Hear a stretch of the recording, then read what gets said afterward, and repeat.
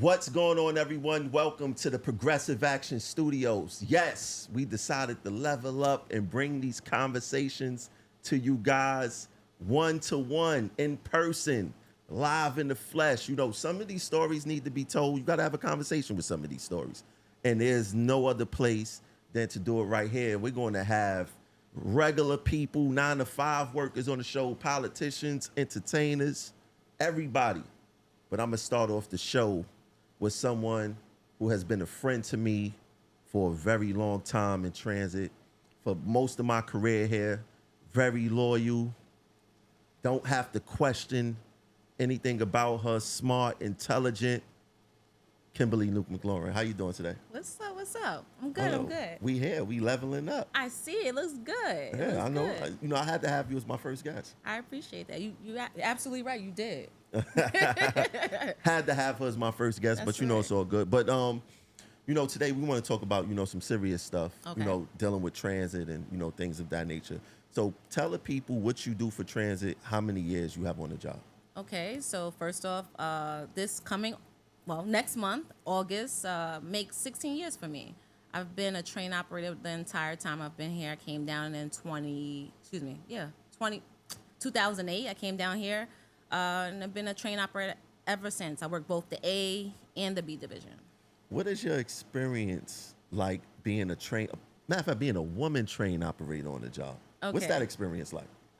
Very interesting. So, as many know, transit is a male-dominated field. Transportation, subways especially, male-dominated. When I first came down here, I was one of very few train operator women. I'm sure the women before me said it was even less. So it was a difficult adjustment. And looking back to 23-year-old me down here versus 40-year-old me, it's a big difference. Not always for the better, but there's some changes. There needs to be a lot more. Yeah. All right. So, people like to say we like to focus on the bad. But let's start with the good. What's the good things about the job, being a train operator? The good thing about the job, I'm able to put my oldest child through college. I'm able to have a roof over my head. It's an experience. I was able to meet good people, learn different things. I grew up on this job. 23 is still a kid. 23, 24 is still a kid. This is a large part of who I am and who I've become. This job has really allowed me to do a lot of things. Let's be honest. It really does. What made you want to be a train operator? My dad came in and told me and all my cousins, we had just freshly graduated from high school, and he was like, I don't care what you're going to do, whether you go to college, take this test for transit. It was a few civil exams that were out at the time. I think civil service and not civil service. What was that? Like clerk, data entry, and then they had conductor, train operator. I missed the conductor's exam, and I took train operator, and I got it. It took them a while to call me too. Really? Yeah. I don't know why transit's so slow on calling people. They had a freeze at the time, so like I did really well. I'm not even gonna hold you. Like my I still remember my list number. It was pretty good. But it took them a while to call me, and I think it was like, I don't know. Yeah, it was about 6 years or something like that. Wow. Yeah. But no, not even. It was 5, because I was originally supposed to come out in 2007, but I was pregnant with my son. So they put me on medical hold for that. All right. So now, being a woman on the job, have you had kids on the job? Yes. How many kids did you have while working for transit? I had one full pregnancy on the job, and she was born in 2014. But I had a newborn on the job, and I had a toddler when I first started. And with the youngest child, shout out to Brooke. Want to say shout out to Brooke. That's my baby. What was your experience like pregnant on the job? It was disheartening. It was sad. Like at that point, I had given the job a good chunk of my life. I think at that point I probably had like 7, 8 years, and when I was pregnant, it was like it was hard for them to accommodate me. Like I like I said, I like operating trains. I know what I'm supposed to do. I know what my job is. I know the parameters of my job. I asked them to not give me jobs that start out of the yard. So as a train operator, you have jobs that start out of the yard. You have them jobs that start out of the station. So in the yard, you have to climb up a ladder to get on the train. Many people don't know that the train is not level to the tracks. It's like it's a good, it's like 6 feet off the ground. Yeah, it's very high. 5, 6 feet, something like that. 5, probably exaggerating, but it's like that. So you have to climb up a ladder. So being pregnant, and I worked up until my 8th month, and in my well into my 3rd trimester, and climbing that with this big belly and a tool bag, a 60-pound tool bag on my back. It can leave you off balance. It was very dangerous. But why did you work up to your 8th month anyway? I live in Manhattan. That should be enough right there. What does that mean? I need the money. I needed the money. So the job didn't have no type of accommodations for pregnant women? No, at the time they did not. And you heard rumors of maybe you can be a announcer or something like that, but that wasn't offered to me. I had reached out to the union. I had reached out to management. I let them know well before I was in my 3rd trimester that, hey, I'm pregnant and I won't be able to work that long. But I needed my job. I needed an income. It's really hard to go from 2 incomes to 1, especially when you have multiple children. So I wanted to work as far as I can. I didn't have an issue working, but they just didn't want to accommodate me. So no type of accommodations whatsoever? None, just threats. So when I started saying, hey, can you give me jobs out of the station opposed to the yard, they gave me jobs out of the yard, like intentionally. Like I was like extra at the time, not by pick. Like I picked Opto-VR. I'm sure many people won't know what that is, but it's a type of job where I'm flexible tour, flexible days off. And I asked them to give me jobs that did not start out of the yard, and they purposefully gave me every job, every day out of the yard. Yeah, I mean, we all know that when you complain about things here, the transit authority tend to retaliate on you, Yeah. No matter how minor it is. So, you're 8 months pregnant, you're on the job. So I guess you left after your 8th month, right? So how does that work as far as like, you're pregnant, you can't work no more. Who put you out? Your doctor said that? My doctor put me out. So now, how did you get paid after you left? You bringing in a new child, you need the money. Right. How you get paid? Not by the job. Good thing I had a little bit of savings, and I took like a loan or something like that. I think a pension loan at that time to help out with just in case. So you're not getting paid. And then 2014 was the first time we even touched maternity, paternity leave, and they only gave us 2 weeks, which was 10 days. And you couldn't use that until you gave birth. So I was on my own. I just had to use my savings, whatever I had left. Like I said, the loan, my partner at the time, like that was but we had to tough it out. So just to be clear, did you use sick days? Oh yes, that. I had to extinguish all of my sick days. So that, I did have sick days. Now, that's what's crazy for me, right? Because only women get pregnant, right? No matter what's going on in the world, only women could get pregnant. You use those days, right? Because you're bringing life into the world, which puts you at a disadvantage because a man doesn't go through the same thing. Right. So now when it's time for you to want to expand your career, level up on your career, get a promotion, more than likely you're going to be not denied the promotion because they're going to look at your sick record. Right. But you was really using that time because they didn't have reasonable accommodation. Right. And now you're at a disadvantage if you want to, like I said, level up your career. Did you ever go for a promotion and that was the case because of your sick time? Yeah, absolutely. At the time, I found out that I was pregnant. Matter of fact, after I just had my daughter, I just found out that I was on the list for train dispatcher.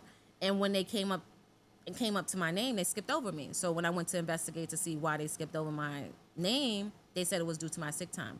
And that kind of crushed me because the time I was there, I made sure I was very intentional about how I use my sick time. So it's like, because I knew time and attendance was a big part of promotion. So I studied for the test. I saved my sick time. But things happened. We got pregnant. I had a baby. I didn't think it was going to be held against me, especially after I feel like I gave them a large chunk of my life. I made sure I was at work. I had, like, my record as far as operation is completely clean. Like, I'm a good train operator, and I'm proud to say that. I'm a good train operator. Yeah. So to be penalized like that for having a baby is crazy. Do you think that you think they punish you for being pregnant?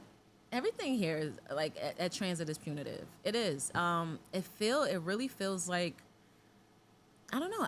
I feel like it's like if you think of like the Wiz and like the guy behind the curtain, some real sadistic person that gets off on hurting people, because it's like, this is not a new gig.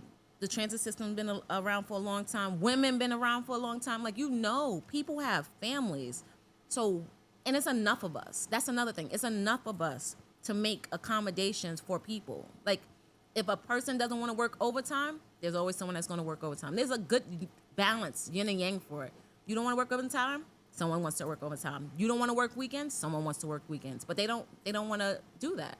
So, without naming names, but the union as general, right? What was their response to like you being pregnant on the job, no reasonable accommodation, no light duty? What was their response? Okay, so I feel like I was proactive with communicating with both management and the union as far as my pregnancy was concerned. Like, I let them know well before my third trimester. So the union wasn't really any help at all.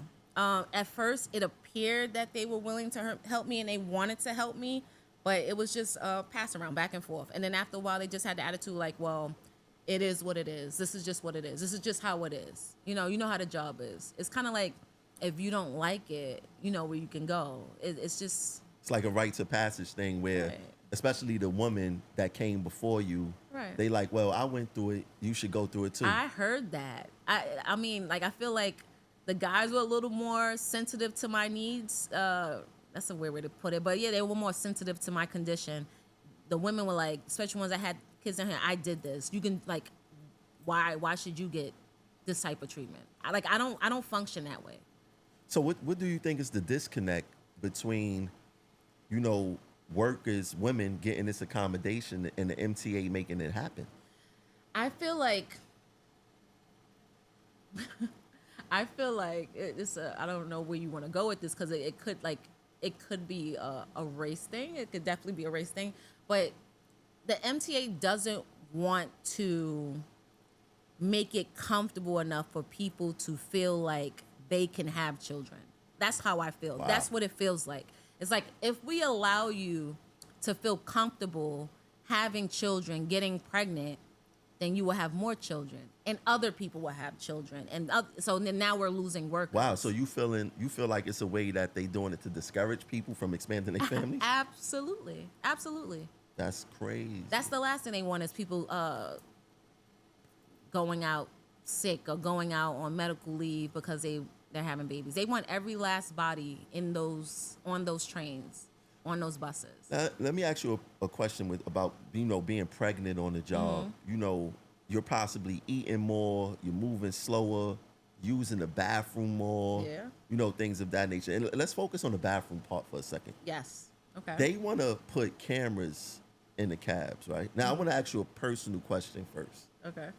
Did you ever use the bathroom while operating your train in the cab? Yes, I have used the bathroom on the train. We do not have bathrooms in the cabs, and we're on that train for hours at a time. So it happens. And sometimes you're not in a place where you can just pull over and go to the bathroom. And from experience, I know that you can actually be penalized for going to the bathroom too much, what they consider too much. They'll send someone after you to ride with you, like a supervisor. Yeah, right? Supervisor to ride with you, because that's happened to me. Wow. While you was pregnant, or while I was pregnant. So wait. You're pregnant. You have to use the bathroom, probably a little bit more. Right. Now, right? And because you have to use the bathroom while you operating your train, and you call it in, right, they retaliate by having a supervisor ride your train. Yeah, you hold up service too many times using the bathroom, they will send someone for you. So what is this supervisor looking for? That part I can't answer, but they, like, the guy actually told me, he was like, yeah, are you feeling okay? And I'm like, yeah, I'm feeling fine. What do you mean? He said, oh, I see you're pregnant, and so I said, Yeah. I said, what is this about? He was like, well, I'm just checking up on you. So I think he knew not to say it directly, but that's what happened. Like, that was the only thing that he could possibly, it wasn't just like a routine check. Why were you asking me about my health? Like it was just very strange. Now, so how do you feel about the cameras that's going to be in the cabs now? I feel like it's a unrealistic condition, and I think transit knows that, but they don't care. Like, if they're right now, like they're pushing for on-time performance, they're pushing for what was that thing that they had, optimal operation or something like that, right? If they put cameras in the cab, there will be a lot more calls for comforts, and comforts is bathroom breaks, because we make the system run. Like, that's what people don't know. The workers are what keep the schedules. Like, we go a little faster when we want to catch up. We go a little slower when we need to. Like, they're not on us like that. We make it work. So if now you have cameras in the cab, now certain things have to happen. Like, you're not even talking about bathrooms. Like, often, like, I've been caught in the rain because I work.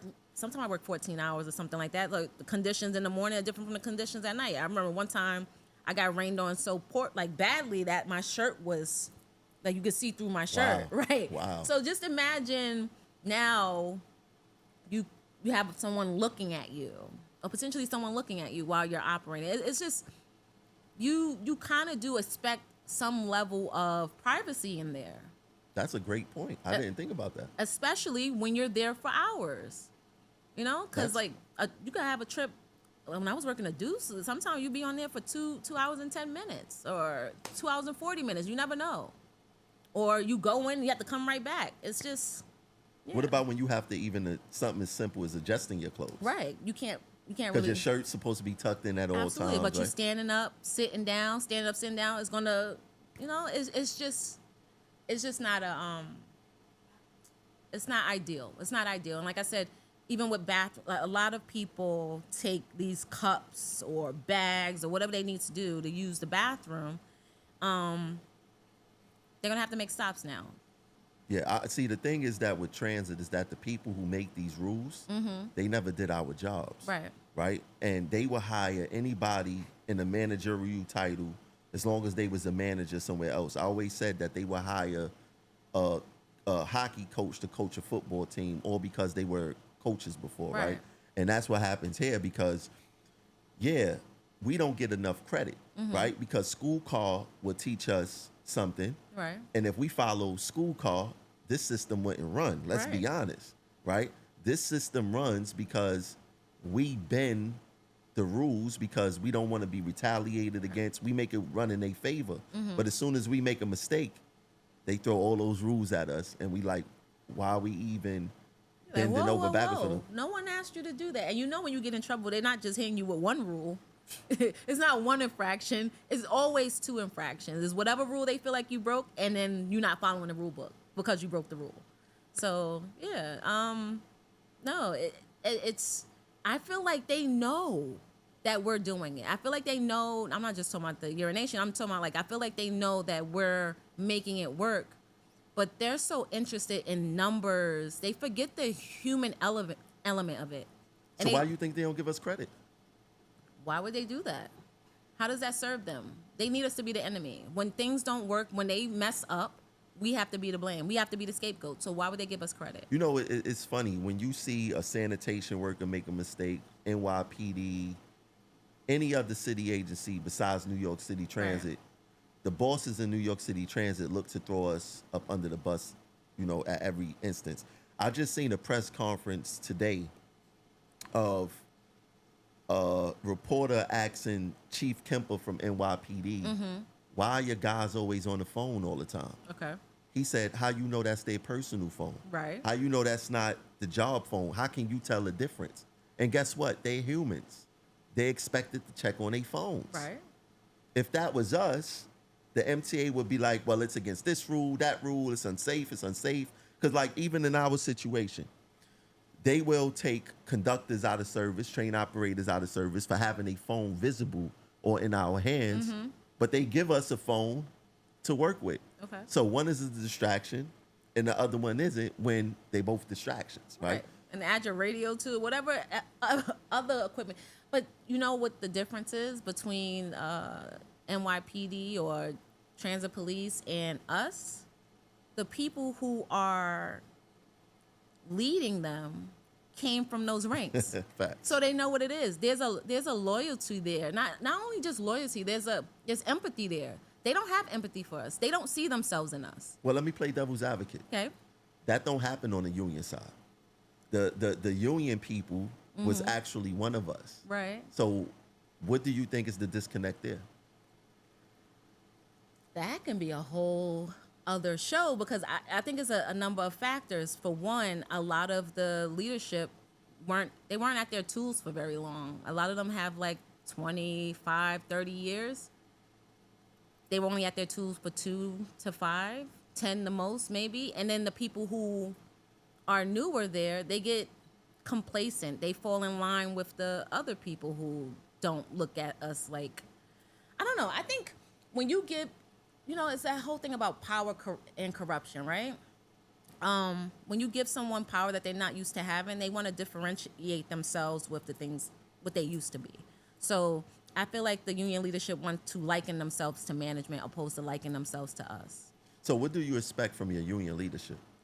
I expect compassion. I expect transparency. I expect them to be honest. I guess that goes with transparency. I expect them to do their freaking jobs. I really do. We paid them. I expect them to act accordingly. I expect them to act like what they are, which is employees of ours, representatives of ours, instead of the other way around. Because if you ever hear them talk, it's their union, my union, my union. And when they say ours, they're not talking about the membership. They're not talking about the rank and file. They're talking about the administration.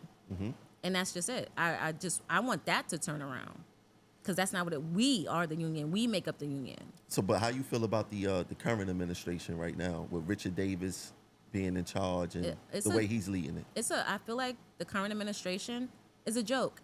And I actually feel really bad for giving shit to Samuelson and Utano because I didn't think it would get worse. It really has gotten worse. Like, they weren't the greatest, but it has been worse.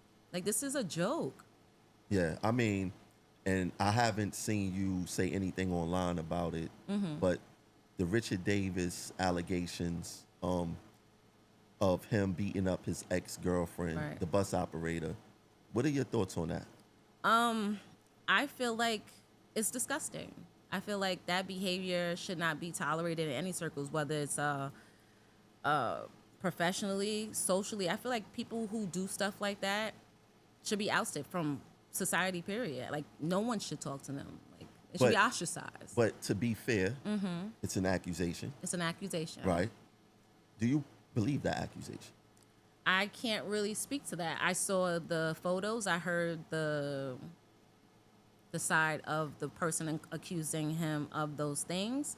If I'm being completely frank, I can see that type of behavior. I don't know. I can't speak towards the actual abuse, but the things that were said, it matched the person. It really does. I mean, and not only that, there's paperwork to saying that, his ex-girlfriend, during a meeting that they had, that she typed 100 words per minute and she have some good vagina, and which he didn't deny. Right. So they basically substantiated that and said that wasn't sexual harassment. That's absolutely sexual harassment. I mean, according to them, they said it wasn't sexual harassment because they had a relationship. They had a prior relationship, right? But that doesn't make any sense. People get SA'd, sexually assaulted by people that they know all the time. People get abused. Like, that's not how that works. First of all, that's unprofessional.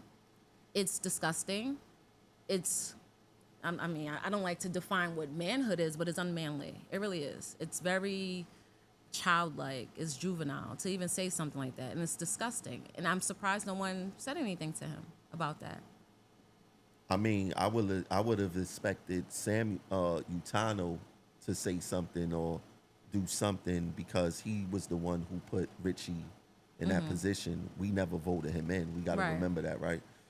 Now, do you think that his actions, because I've said this on day one, he got scandals like he been president for 37 years. Oh, right?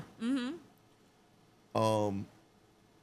Do you think that the way he carries himself affect the union as far as like bargaining for us and things like that?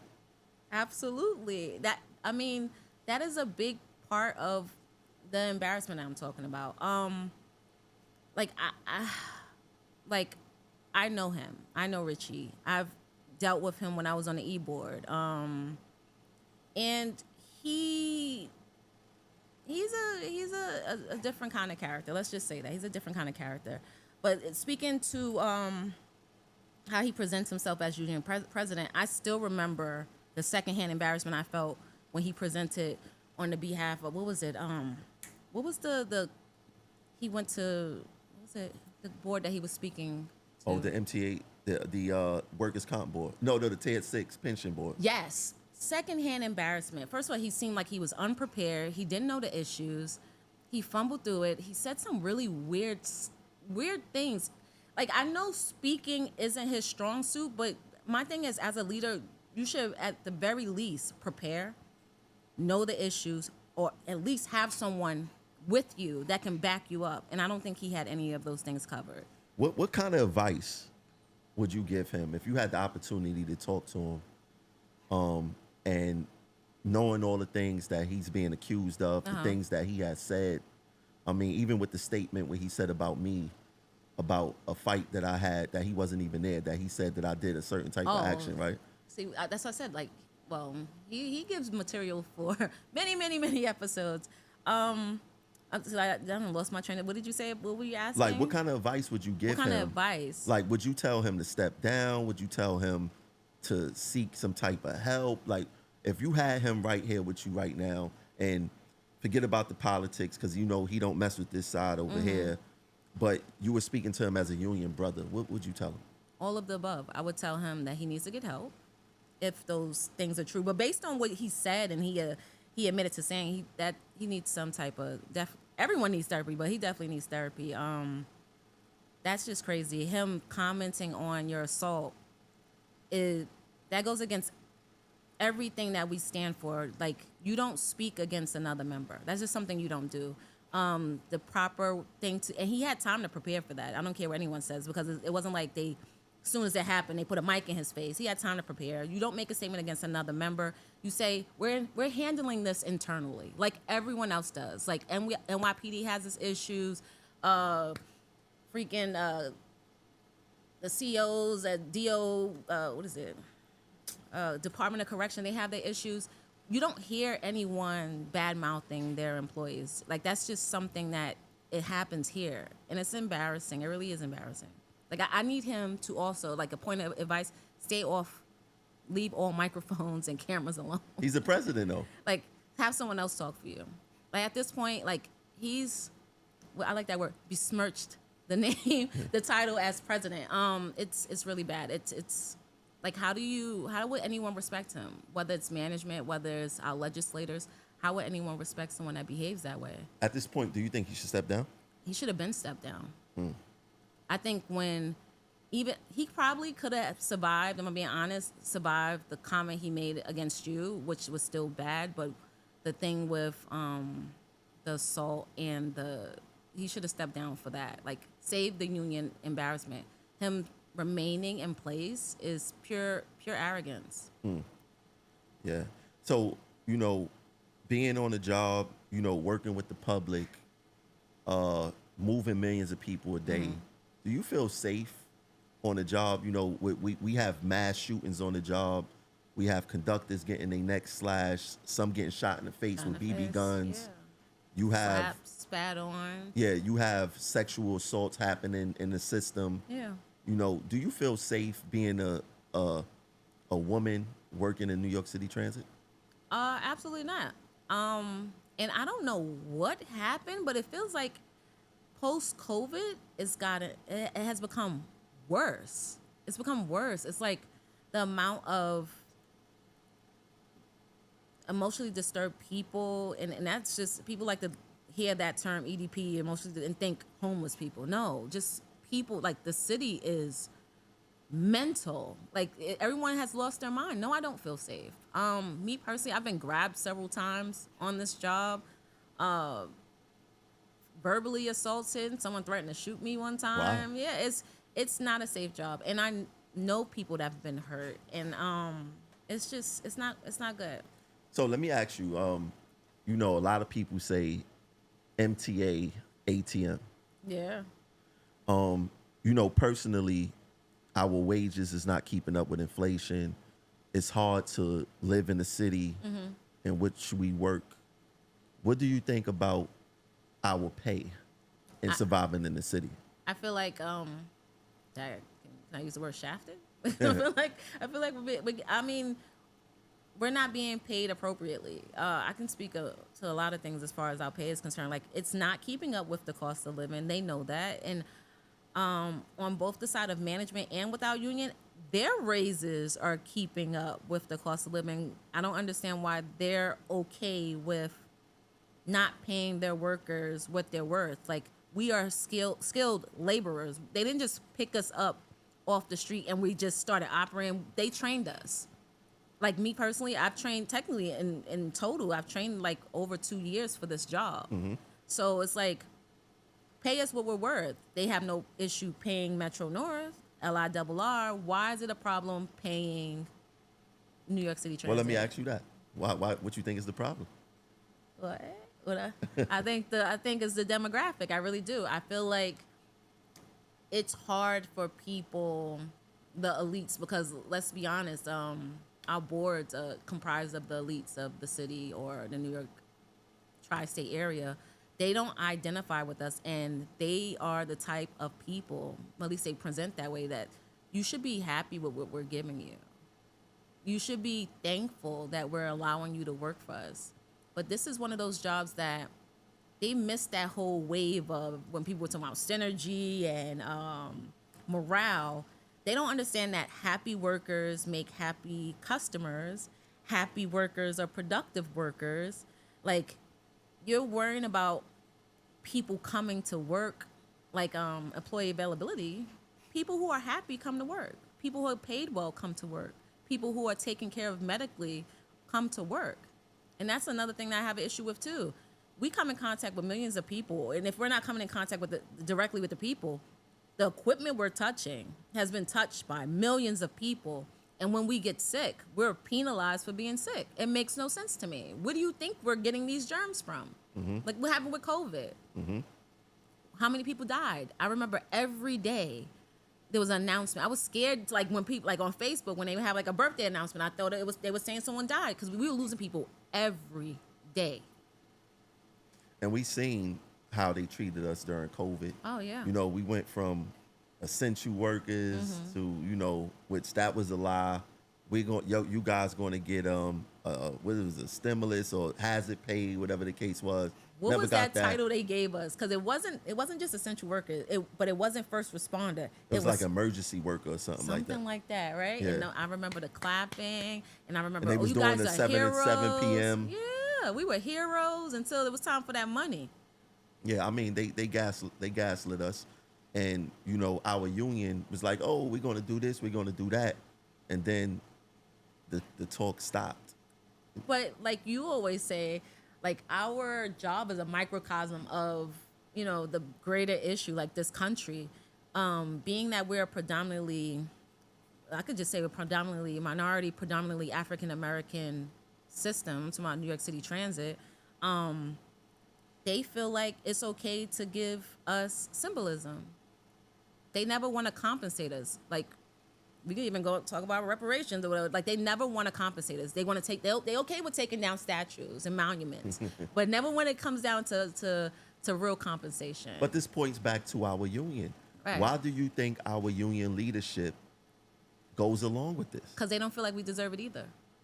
Wow. Expand on They that. don't.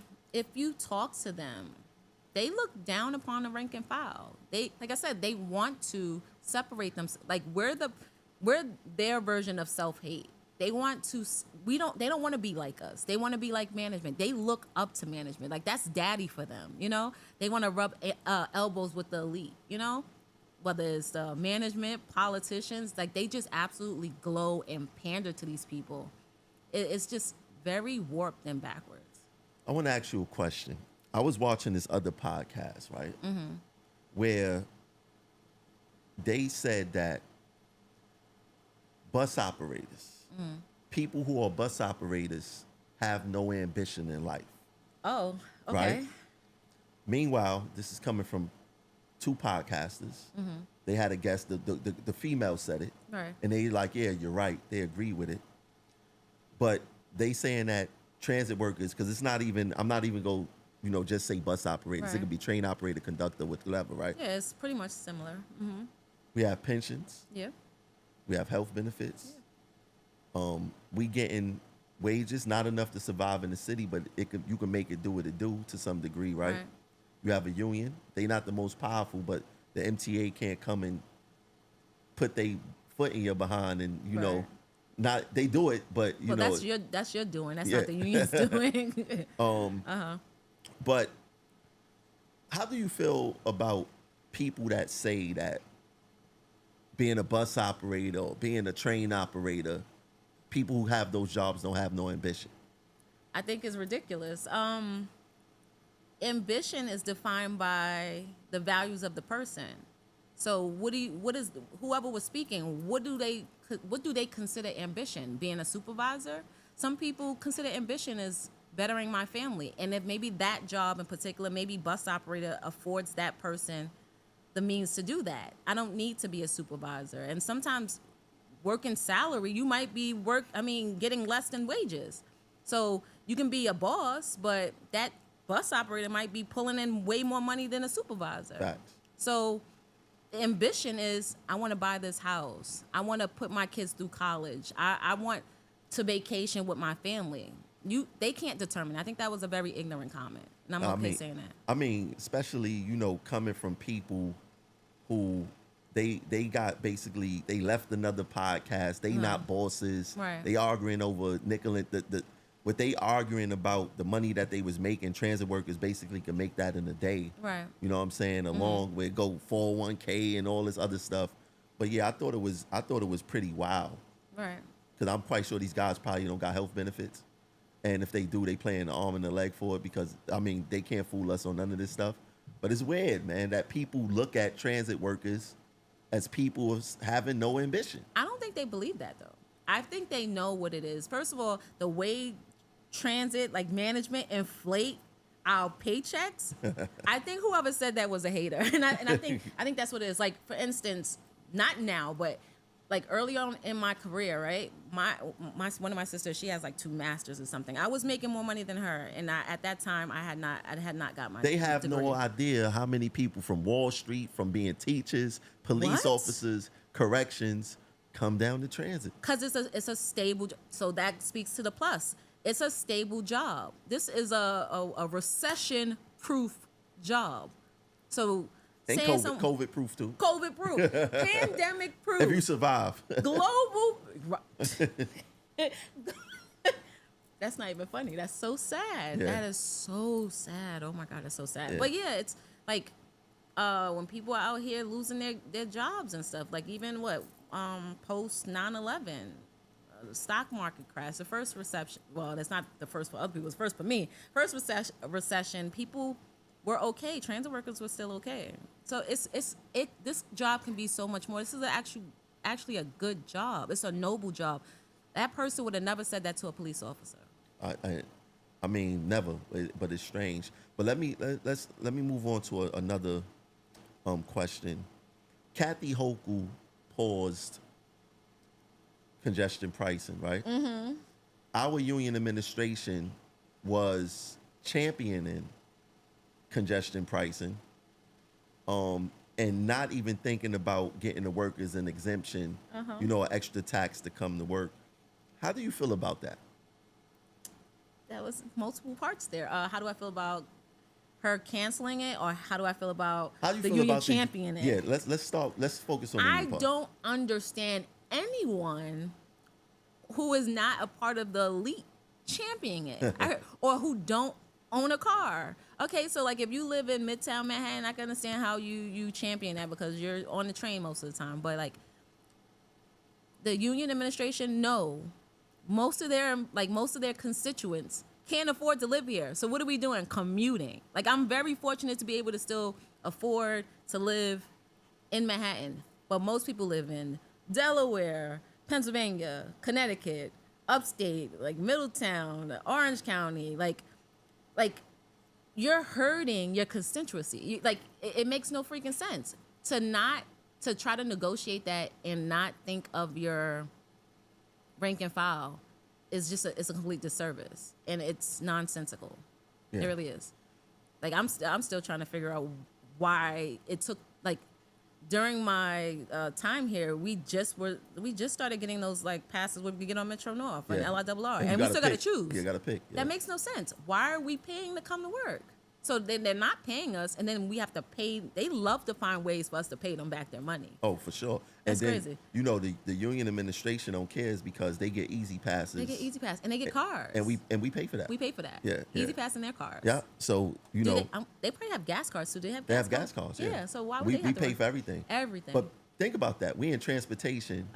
But we paying them to have cars. Shouldn't they be using the transportation that they saying is so reliable, that they saying is so safe, that they saying everything, all these good things about it? Shouldn't they be relying on that?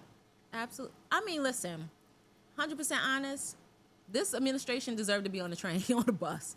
But if they were doing their job, I would not if they were doing their job for the people, I would not have an issue with them having vehicles to go out to the people. But just for you to commute back and forth to home, no. So maybe their car should stay at work. Maybe it should stay at the union hall. And you use it solely to go back and forth to report to scenes or whatever. Other than that, no, maybe you're right. I don't think they should have that. They should travel just like how we travel. Yeah, I think we in transportation. See, that's something that helps them disassociate with us because you can't understand what I believe that they are long gone. When they talk about the MTA bosses being in these ivory towers, they not talking about the ivory tower that they are in. Like we need pass cards to get inside our own union hall, right? So it's pretty weird. One more question. And you can't get up on that 9th floor. I can't get up on the 9th floor no matter what. No one could get you. Trump being assassinated. Oh, attempted. I mean, let me take that back. Okay, How do you feel about someone trying to assassinate Trump? In general, or this incident? With this incident right here. This incident, I don't know, call me a conspiracy theorist, is just not adding up. First of all, when I first heard it. So you think it's fake? I think it's staged. I really do. I think it's staged because, like, I've watched several interviews with different people. Like, there was one guy in particular, and he said, I notified both Secret Service and the police that there was someone on the roof. Now, I've been in places where there's, like, the vice president has been, the president has been, and if there's any type of threat, they get them out of there. There's one call and they're gone. So you're telling me someone was able to position themselves on a roof, and it was like a low one. It wasn't anything high or anything. It was very accessible, and they can take a shot at the former president? That doesn't make sense. What was strange to me was... And then him lying about the bullet thing, too. I mean, I heard it was a piece of glass or something like that. But you're being shot at. And your security team allow you to take a photo out. Wait, if you watch the video, you hear him go, wait a minute. So then he's able to do, it's not like it's a split second. It's some time. Oh, for sure. Like he says, wait a minute. He puts the fist up for multiple pumps, and then he does something with his shoe. Like, it's like, I don't know. And we both from, like, tough neighborhoods or whatever. I've been in the midst of, gunfire at some point in my life, maybe twice. And that's the last thing I'm thinking about is putting my fist up or doing it. You get a lot of dodge. I had at least 50 friends that have been shot, at least. That's crazy. And I don't know, not one of them that reacted that way. While in the midst of gunfire. Right. We seen Tupac do it when he was being wheeled away, everything was safe, and he put up his middle finger. Right. But never in the middle of gunfire where you literally don't know if there's one shooter, there's two shooters. That's the part that's They left crazy. a lot of his body open, and His the- head was completely open. and they from already multiple went for a angles. headshot, right? So it's strange, but devil's advocate, Yeah. somebody died. Yeah. What does that mean? That's what I want to ask you. They don't So you value- don't think that that was staged, or do you think they sacrificed somebody to stage it? Is that too far off? How many people have put in for stays of execution during his presidency, and he just That's pushed different, through? though. It's still this killing different. someone. Yeah, Even but- when they have evidence that the person wasn't guilty. It's So still let me killing ask you: someone. do you think that they sacrificed somebody to sell a stage? All right. I think they do. I think they did. It may not have been intentional, but it's worth it. One person, I think they're willing to sacrifice way more. This country has historically, I'm talking about the country, not alone some freaking person that's not above depravity. It's like they have sacrificed a lot of people for something that they feel is important. What is it? The needs of the few over the many? Yeah. Or it's supposed to be the other way around, but this country has proven it to be that. I always thought when Trump had visited Philly and he went inside some steak, like a steak truck or whatever, get a Philly cheesesteak or whatever, and his security was very lackadaisical Right. and things like that. I found that to be very bizarre. Okay. Because, me being around a similar situation like that, I just found that with the way Trump moves around to be like he doesn't take his safety serious, and I felt like something like that was going to eventually happen. I didn't think it was going to be that, yeah? but I thought that someone was going to approach him and punch him in the face or do something like that, because I'm like, he's too lax when he's out and about in open spaces too. See, but that's the thing I'm confused about, because I feel like there's the security that you see, which is the inner circle, and then there's like a secondary and a tertiary one. So maybe with those barriers, he can feel that type of comfort. That's understandable. But that's exactly why I don't understand how something like that can happen with all those layers of security. This is not like, he's not just a presidential candidate. He's a former president. So that whole area should have been secure. Like, I've seen presidents and vice presidents go to baseball games, and they have it on lock. I mean, you was around Bobby Kennedy, Yeah. right? You met him like twice, I think, or something like Yes, that, right? At an event, and then he came to a restaurant. See that there's different movements in the security. Right. That security, Kennedy security is doing their job. Right. Where I feel like Trump security isn't. Well, this is the point where we come to the final part of the Wait, show. can I just say one thing? 'Cause Yeah. I thought about it when you were saying, like, you think, like, about possibly sacrificing the person for someone else's personal needs. Like, you don't see that with our own employers. So, like, with COVID, they knew we were dying. I'm not disagreeing with you.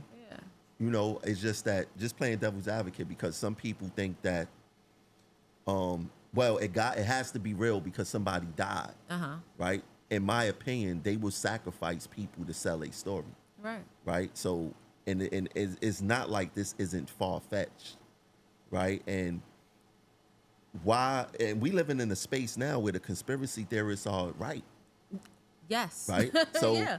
it may not, What, we UFOs? That was one. That was we another may thing not too. be proven right when it happens, but months down the line when COVID was happening, oh, y'all conspiracy theorists and this and that. Right. Now today, the conspiracy theorist is right?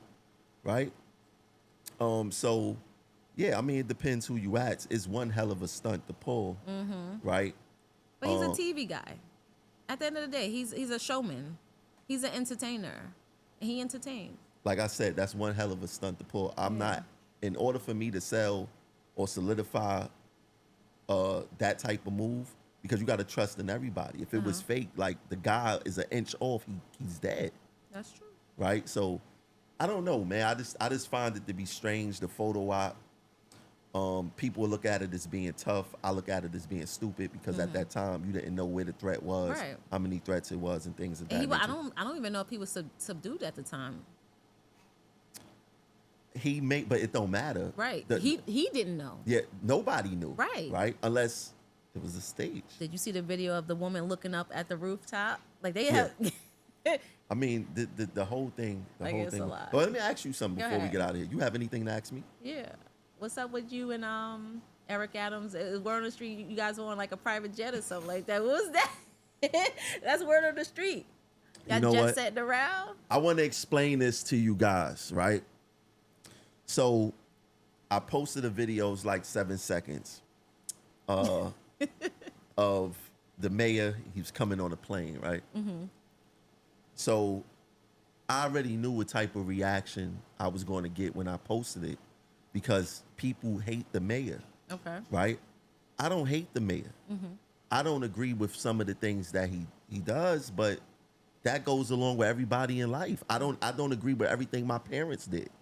You know what I'm saying? I don't agree with anyone 100% of the time, right? But there's people out there that really hate the mayor, right? Hate is such a And strong they word. have their reasons, right? Right. But the mayor was actually filming a podcast on a movie set. Oh, okay. So it wasn't no jet. We wasn't flying nowhere. You know, it was he was going to do an interview. He was very busy that day. You know, he did the interview. He got up out of there. Looked like he saw you and was like, He knew I was there. He knew I was there. But yeah, I think at that point he did not know I was there when Okay. I filmed. He looked like, oh, either that he didn't expect. He probably saw you recording or something, and didn't expect to be in your shot. I mean, a few people was recording, right? Yeah. But the thing is that the mayor was not on a private jet. We wasn't flying nowhere. He was actually doing an interview for Eric B's from Eric B and Rakim podcast. Oh, I got a chance to meet him. You met him? Yeah, that's right. You Yeah. met him at the Kennedy event. But he's filming a pilot called Jet Talk, in which he's doing interviews on a movie set with a jet plane. That's creative. I like that. It's dope. I mean, it's a real plane, right? But it's on a movie set Okay. in Brooklyn, right? Alright. So it's dope. And he had other politicians come through. He's going to interview Trump sooner or later. He interviewed a few other politicians and rappers and that type of stuff. So yeah, I was on a jet with the mayor. We didn't fly nowhere. I was there basically just sitting on a plane, and they filmed. I'm gonna be a part of the introduction of that, whatever that was going on there. But we ain't fly nowhere. But you know, people hate the mayor, and they have their reasons. You know, I get it. All right. I get it. Trust me, he does some crazy things sometimes. His decisions sometimes I don't get. And let's be honest, they're gonna be a little harder on black men. It's just And I was a gonna fact. get to that, Yeah. right? I was going to get The to that. standards are always higher. Yeah, and then, you know, most of the time, black people will criticize black people to the highest degree versus a black person criticizing a white person, Yeah. right? It's easy to criticize a black person in leadership, right? Does the mayor deserve the criticism? I believe so, Right. right?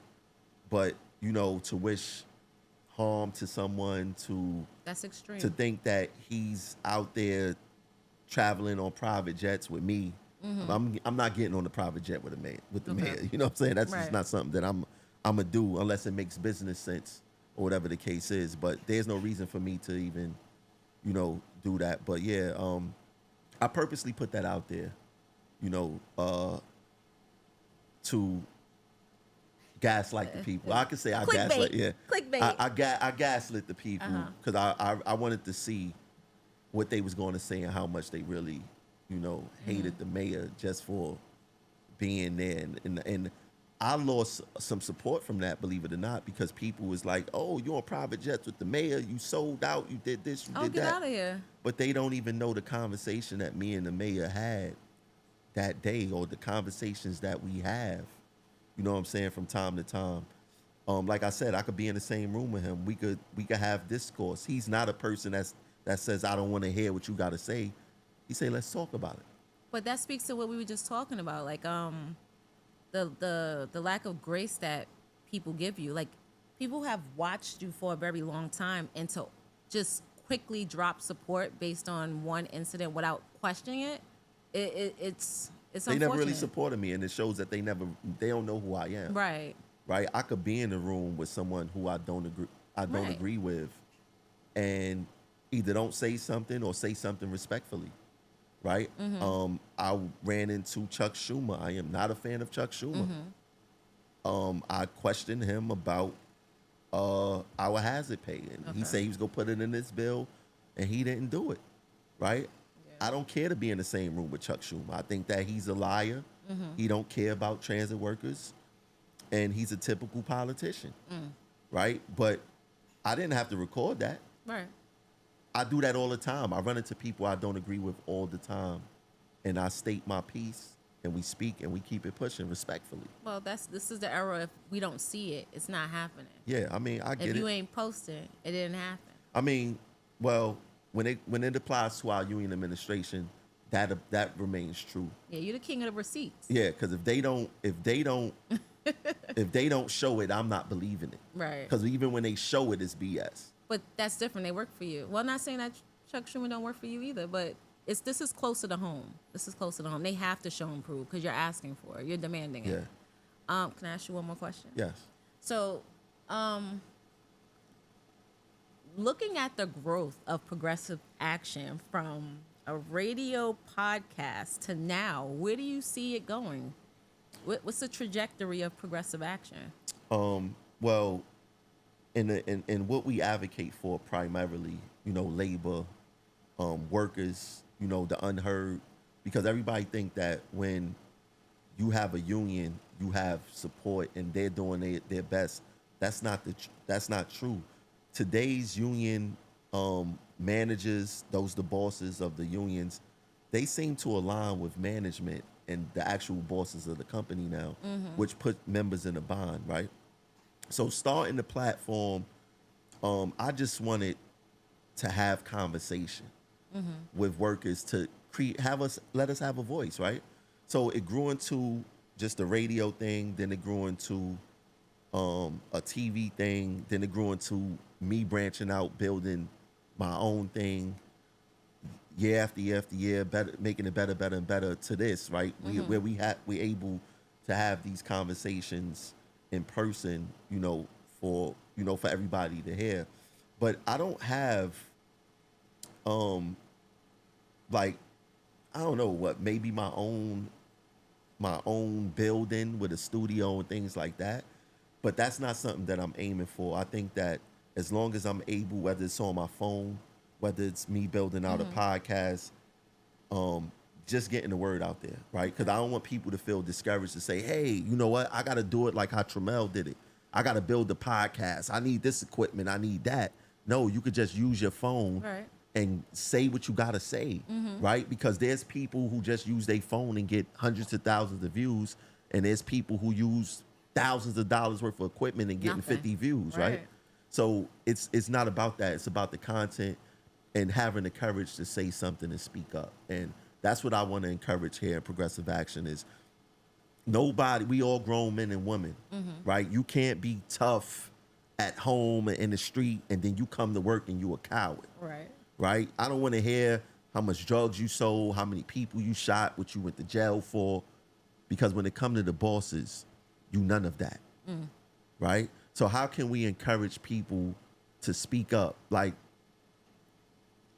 you speak up, you're going to be targeted. It comes with speaking up. You sell drugs, you may get locked up. You're in the street, you may get shot, right? There's things that come with the territory that you got to be prepared for, right? But encouraging people to come out and say something, let your voice be heard, because everybody may not resonate with my message, right? Everybody may not resonate with your message, right? The people that resonate with my message may not resonate with yours and vice versa. But if we all talking, then different pockets of people will start listening, right? So that's what it is for me. Like, I don't want to sit here and do these shows all the time. And it takes a lot of time. It's a lot of money. It does all these negative things, but it does positive things too. Right? But it would be better if you doing lives and everyone else is, I'm throwing a shot at you. People start doing lives and just start saying how they feel consistently, because we can never run out of topics to talk about here in New York City transit, right? And I just want us to encourage the people to go out there and start having these conversations. It's bigger than being in the crew room talking about sports, talking about love and hip hop, talking about what the next party and things of that nature. You know, you got people on the job who know LeBron's son contract better than they know their own contract that pays them. Yeah. Right? Oh, you know, we got to change. I can't make it to the union meetings, but you can make it to that party. Right. You know, I don't like politics. I don't like politics when politics control every aspect of your life. Everything. I don't want to hear that, yo, I'm getting to the bag, and you get to the bag until the MTA attack your bag, and then you don't know how to protect your bag. Right. Right? So I want to get it to the point where there's no weak links or minimize the weak links, where if the transit authority attempt to take your bag, your first line of defense isn't calling the union. You're your first line of defense. You protect your bag. You know what I'm saying? If the MTA attacked my bag like they have done plenty of times, I was my first line of defense. The union is the reinforcements. Right. Right? And that's what we got to create down here. So, like, you coming on the show and this is your show too. And, you know, you speaking up on behalf of women and your experience, you're going to influence, you know, women to, wait, you know, she said it. She was right. I experienced the same thing. Let me reach out to her. Let me tell her, yo, I experienced the same thing. What can we do about it as a collective? Right. And, you know, that's what I want to do with Progressive Action. People think that I want to make it all about me. Trust me, if I could rewind this and do this again, I probably wouldn't even show my face on camera. You know, I was just doing it. People don't remember I was going live on my phone first. So, you know, I just wanted to get the word out there. This grew organically. It really did. I've watched you, like, grow. It wasn't anything forced. You didn't. Everything came in its correct time, I believe. No, it did, you know.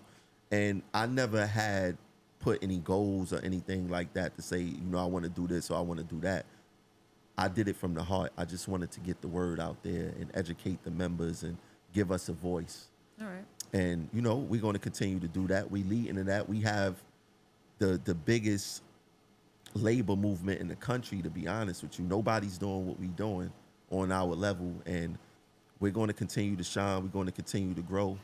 And, you know, we're going to make it happen. That's right. We're making it happen now, right? That's right. So, look into that camera and tell the people, give them something to depart with.